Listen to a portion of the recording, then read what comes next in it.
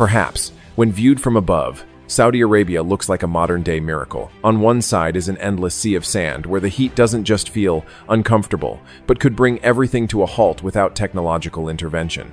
An environment where, by natural logic, people are meant to pass through, not settle down. And yet, right in the middle of that landscape, cities rise, glass towers reflecting the sun. Mega projects worth trillions of dollars emerging from the sand, as if nature were just a minor detail that could be dealt with later. For decades, this seems to have created an almost unshakable belief. When oil money is large enough, nearly every limitation can be negotiated. Too hot? Turn up the air conditioning. Too dry? Desalinate seawater. Too remote? Build an entirely new city. But have you ever wondered what happens when money, perhaps, no longer solves everything? When the cost of overcoming nature begins to rise faster than the advantage of the resource itself? When a model that once ran smoothly seems to approach limits that few people noticed before? Stay with us until the end to see the full picture. Oil has long been more than just a resource. It seems to function as a kind of guarantee of power, something that, at least for a long time, could help solve nearly any economic problem if you had enough of it. And in that picture, Saudi Aramco has likely always been seen as the clearest symbol. A nearly unstoppable money-making machine, operating steadily through global shifts, giving the impression that oil revenue was almost impossible to run out of. But at this point, that feeling no longer seems as certain as it once did. In reality, oil likely hasn't gone anywhere. The world still consumes it every day. Gas-powered cars still dominate the roads. And for many people, especially older generations in the US, the idea of oil disappearing may still feel more like a distant prediction than an ongoing reality. But the world, by many signs, appears to be shifting, not completely, not evenly, and certainly not always logically. Still, the signs are there. More electric vehicles, changing energy policies, and increasingly common discussions about a carbon-free future. For some, this may feel like a passing trend. But for economies heavily dependent on oil, it seems to create a quiet pressure. In the past, oil revenue wasn't just income. It functioned like a thick financial cushion capable of absorbing almost any shock. Energy subsidies, public spending, massive development projects, all of it seems to have been built on a simple assumption. The cash flow would always be large enough to sustain the system. But if that flow remains large, yet no longer as abundant as before, then things may begin to change. And this might feel familiar. When a resource once seen as stable begins to slow down, what used to be default starts to become conditional. Subsidies are reassessed, spending requires more calculation, and the sense of financial security, while not gone, may no longer feel as solid. In Saudi Arabia's case, this process appears to be unfolding quietly. A system that once ran smoothly on oil revenue may now be adapting to a new reality, where that resource, while still massive, is no longer enough to cover every risk. There's a certain irony in that, isn't there? A country built on oil is now investing heavily to reduce its dependence on that very resource. Not because it's disappearing, but perhaps because it can no longer carry the entire system on its own. And as the oil era shifts, what does life in Saudi Arabia begin to look like? Can it still be seen as one of the safer places in the Middle East for people to come and live? Stay with us to find out. Setting aside the issue of oil, we now turn to a more direct question: whether Saudi Arabia is truly a suitable place to live. And the first thing that likely needs to be addressed is the climate. For many people, especially those who have experienced long, sweltering summers in places like Texas or Arizona, heat has long been a familiar part of life. It can be uncomfortable. It can drive up electricity bills, but overall, it still feels manageable. You step indoors, turn on the air conditioning, and things seem to return to normal. But in places like Jeddah, that sense of heat appears to be pushed to a different threshold, one that may no longer resemble what many people have experienced before. It's not just high temperatures, but the combination of heat and humidity, creating what scientists refer to as wet bulb temperature. It may sound technical, but the meaning is fairly direct. When the air is both hot enough and humid enough, the human body seems to lose its ability to cool itself effectively. At that point, being outdoors is no longer just uncomfortable. It can become a real risk, at least if exposure lasts long enough. And this, even if not always openly stated, appears to be starting to affect how a society functions. Outdoor work, once a normal part of development and construction, seems to be adjusting. Working hours are reduced, the pace slows down, and in some cases, it may no longer be feasible during the hottest parts of the day. For anyone who has worked outside, or has seen a job site in the middle of summer. This may not be hard to imagine. It's not that the work can't be done, but it can't be done the old way anymore. But perhaps the more noticeable shift lies in everyday life. By many signs, life seems to be retreating indoors into enclosed, fully climate-controlled spaces. Shopping malls, offices, cars, all form an ecosystem where people can exist without prolonged direct exposure to the outside environment. At first glance, this might be seen as technological progress, even a sign of development. But on closer look, there may be a subtle, almost ironic contradiction. Life continues smoothly, as long as you don't truly have to face the natural environment. And when that becomes the default condition, electricity appears to take on a different meaning. It's no longer just a convenience, but seems to be turning into a form of survival infrastructure. Air conditioning is not simply for comfort, it is, in many ways, maintaining a livable state. As long as the system runs reliably, everything stays under control. But if there is any disruption, even briefly, that balance could be tested. For those who have experienced power outages during summer, this may feel familiar, only here the level of dependence appears deeper. You don't turn on the AC just to feel better, you may be turning it on to feel normal. And this leads to a conclusion that is somewhat difficult to avoid. Technically, people can still live under these conditions. Technology seems to allow it. But instead of adapting to the environment, people appear to rely on technology to buy back their ability to adapt through electricity, infrastructure, and a system that must function almost perfectly at all times. Do you think you could handle a climate this extreme? Let us know below. From the outside, Saudi Arabia may still look like one of the few places in the world where energy feels almost limitless. Oil continues to flow, extraction facilities remain active, and the name Saudi Aramco still evokes the image of a money-making machine that many economies could only dream of. For a long time, this seemed to lead to a simple assumption. If you have enough energy, then the cost of energy is no longer a concern. It becomes a foundation, almost a given, rather than something to worry about. But there may be a catch here. That assumption doesn't fully reflect reality. Electricity demand, by many signs, appears to be rising not because of explosive industrial growth or massive expansion in production, but largely to serve a very basic need: cooling. As the climate becomes more extreme, air conditioning is no longer just a choice for comfort. It may be becoming a requirement for maintaining a normal life. This creates a somewhat uncomfortable loop. The hotter it gets, the greater the need for cooling. The more cooling is required, the higher the demand for electricity. And as that demand reaches a certain level, energy once seen purely as an advantage seems to take on a different role, something that must be continuously consumed just to keep things from slipping out of control. For many people, including perhaps you watching this may not feel entirely unfamiliar. An especially hot summer, rising electricity bills, and the sense that you're paying not to live better, but simply to maintain normal. In Saudi Arabia, that feeling appears to be amplified several times over. What makes this even more thought-provoking is how the country seems to be responding. Rather than relying solely on oil, there appears to be increasing investment in renewable energy, solar power, green projects, and broader efforts to diversify supply. At first glance, this may seem like a logical, even necessary step. But from another angle, it carries a hint of irony. A country rich in oil, now working to reduce its dependence on the very resource that built its strength. Perhaps the issue isn't a lack of resources, but the cost of using them. As more energy is consumed domestically, especially for basic needs like cooling, the portion available for export, for profit, for long-term investment, may no longer feel as abundant as before. And at that point, energy is no longer just a strategic advantage. It seems to become part of the operating cost, something that must be sustained continuously to keep life from becoming more difficult. This doesn't necessarily signal a crisis. Everything is still running, cities are still lit, and the system appears to be functioning. But the sense of ease once associated with energy, wealth may gradually be giving way to a more complex reality. That even in one of the most resource-rich places on Earth, energy is not entirely free, at least not in the way many once assumed.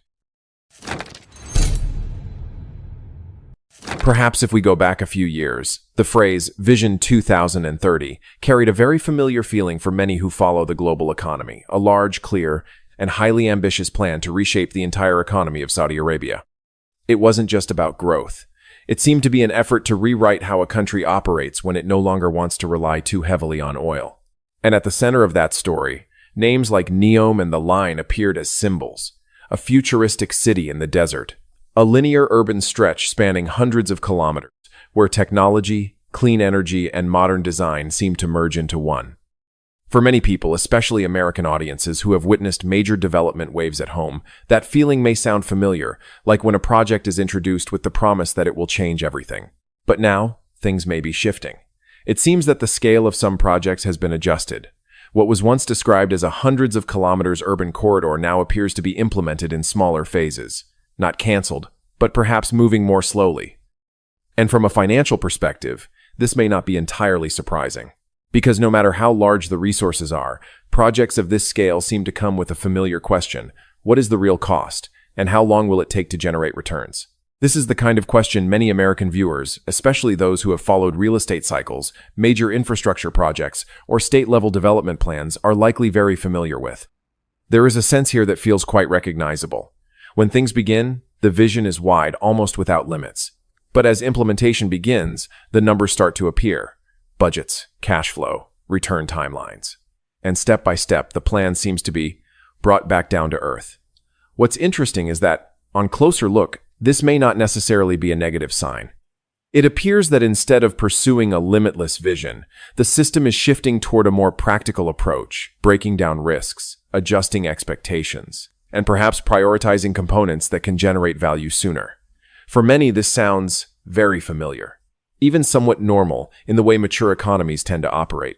And perhaps this is where a subtle sense of irony begins to emerge. Because while the world once looked at these projects as symbols of an almost limitless future, reality seems to suggest something much simpler. Even the largest plans, in the most resource-rich economies, still have to follow very old rules: cost, efficiency, and time. For American audiences, especially those who have lived through multiple economic cycles, this may not be surprising. If anything stands out, it may be that sense of familiarity that whether in the Middle East or North America, whether in deserts or cities, large-scale projects ultimately face the same realities. And seen this way, Vision 2030 does not appear to be failing. It may simply be evolving from a symbolic dream into an operational plan.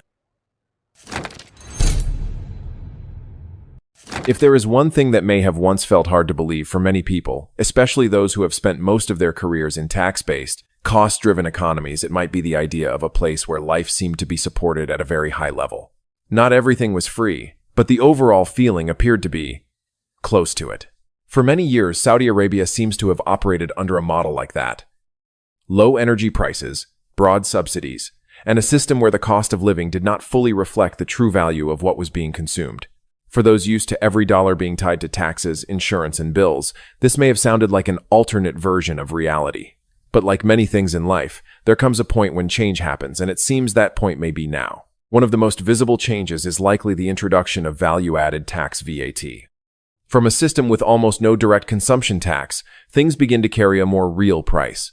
At the same time, some subsidy programs also appear to be adjusted. Not completely removed, but perhaps no longer as broad as before. The result? Perhaps a very familiar feeling: living costs begin to rise in ways that are difficult to ignore. Electricity bills, housing costs, daily expenses, all seem to be shifting in a direction that those who once lived under a heavily subsidized system can clearly feel. And here, the middle class appears to be the group that feels this shift most directly.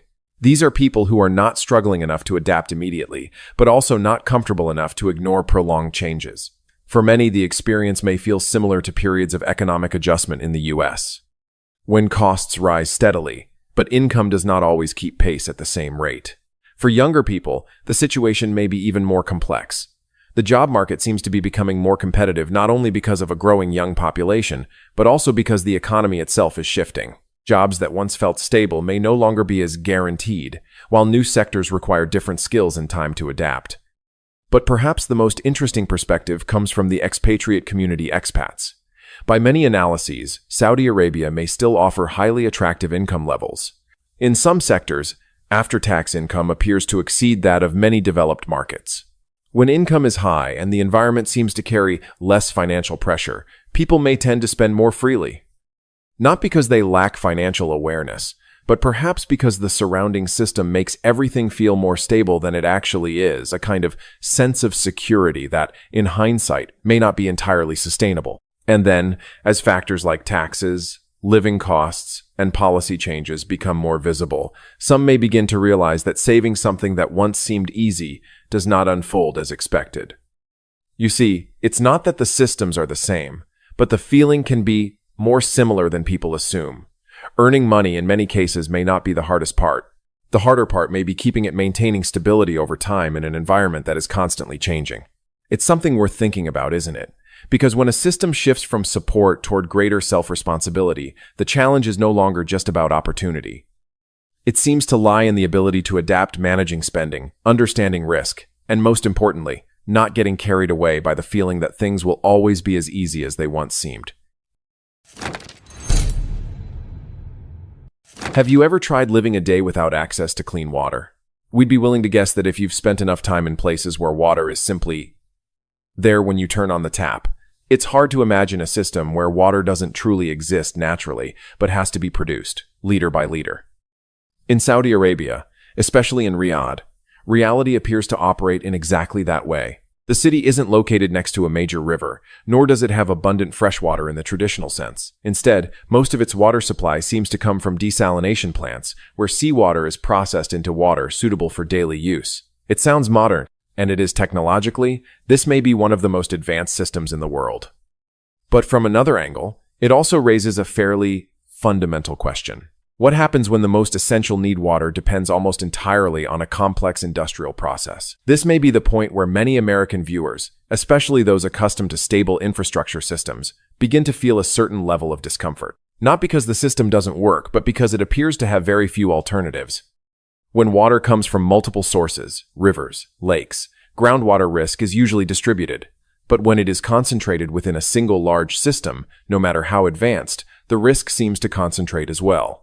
It doesn't have to be a major failure.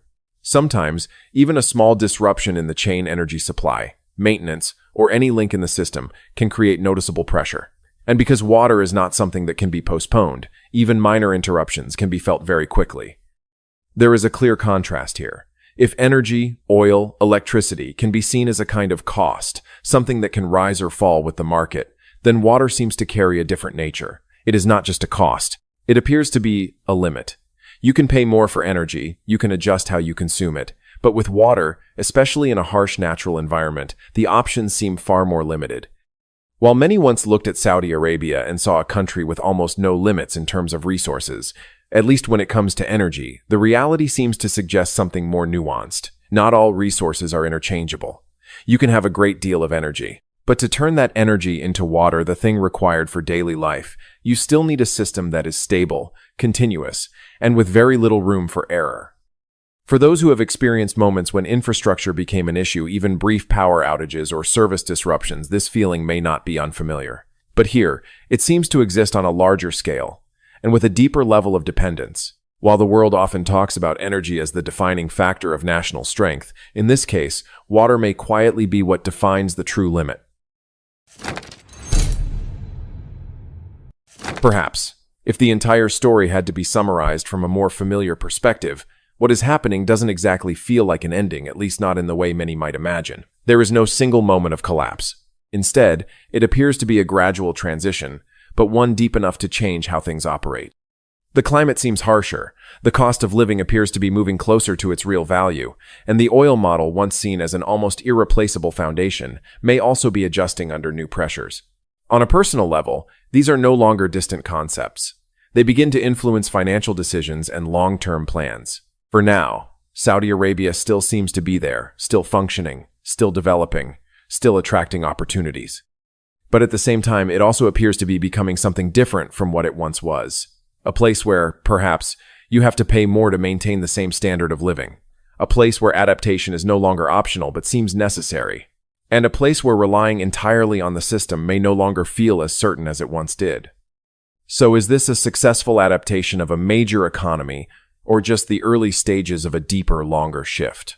If you had the opportunity to work here, would you be willing to make that trade-off and step into a system that appears to be in transition? One last thing. This video is not intended to predict the future, but rather to provide a different perspective on existing geopolitical risks. Because sometimes, the most dangerous thing is not what is about to happen, but rather what we believe will never happen. Thank you for watching until the end. See you in the next videos.